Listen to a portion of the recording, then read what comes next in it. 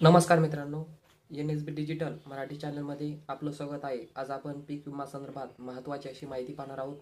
आज पीक विमा हा सरसकट मिळणार आहे का? ज्या शेतकऱ्यांनी क्लेम केलेला आहे त्या शेतकऱ्यांना पीक विमा मिळणार आहे, या संदर्भात आपण आज या व्हिडिओमध्ये बघणार आहोत.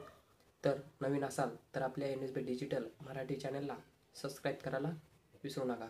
चला तर मग ज्या शेतकऱ्यांनी क्लेम केलेला आहे व त्यांचे फॉर्म अप्रूव्हल आहेत, पीक विमा कंपनीकडून त्यांचे फॉर्म अप्रूव्ह करण्यात आलेले आहेत, अशा शेतकऱ्यांना पीक विमा जमा व्हायला सुरुवात झालेली आहे. तसेच राहिला सरसकटचा विषय, तर ज्या शेतकऱ्यांनी जे महसूल मंडळ दुष्काळग्रस्त भागातील आहेत अशा जे दुष्काळ भागातील महसूल मंडळ आहेत अशा महसूल मंडळामध्ये पीक विमा हा सरसकट मिळणार आहे.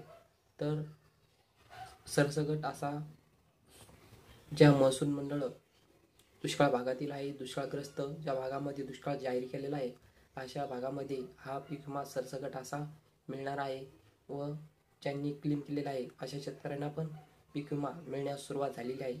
ही महत्त्वाची माहिती होती मित्रांनो.